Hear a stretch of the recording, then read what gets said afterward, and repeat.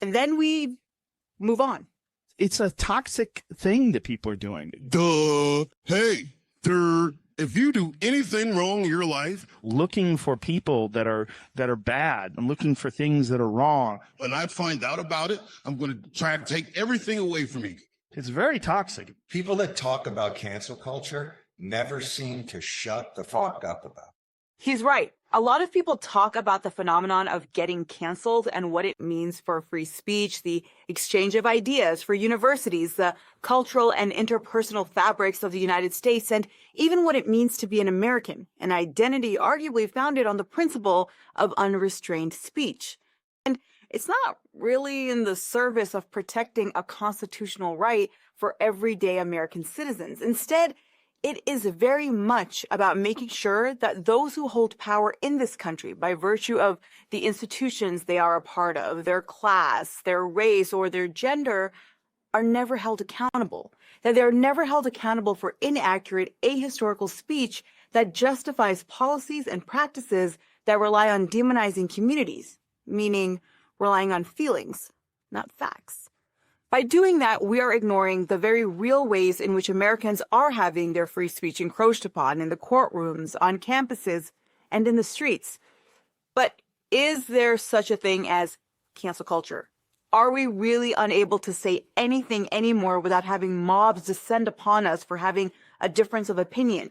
Or is the reality a little more, dare I say it, complicated and distracting us from greater threats to our freedom of speech? Welcome to Backspace, where we tell you how the story is told in the headlines, and then we think about how we can tell it a little differently.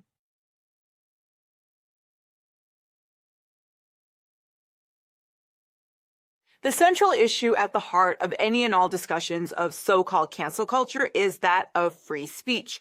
Hundreds of thousands of words in the past 5 years have been dedicated to defining and explaining what cancel culture means, its real and imagined effects, who, if anyone, deserves to be canceled, and of course the big question of what this means for the ability to simply say and believe what you want.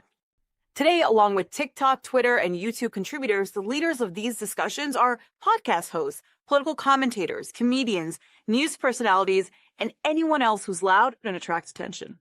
Someone is going to be offended by everything you say. Someone, somewhere in the world, will find what you say offensive. So what? Who cares? I think that social media is supercharging this in a way that, like, we can't even grasp. And it's very hard for those of us like me and you who want to protect free speech and liberty. It is a crisis for the general culture. It's a crisis whereby you can find people on the right and the left slowly being purged from positions of influence or from positions or platforms that they otherwise might have, because they're violating the group rule. So who's next? Who will the cancel culture attack next? The most vocal podcasters leading cancel culture discussions seem content to decry its power to ruin someone's livelihood, while at the same time inviting on guests who have been canceled but are somehow doing well enough to remain platformed. Conservative politicians and pundits point to cancel culture as an attack on traditional beliefs, as a way to ostracize conservative voices from social media, and a sign of increasing political division. Left, shut us down.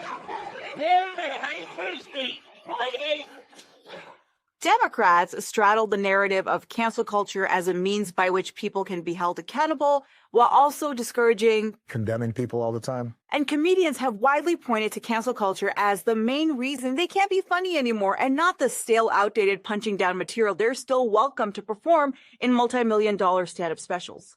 What happens is everybody gets safe. And when everybody gets safe and nobody tries anything, things get boring. So I see a lot of unfunny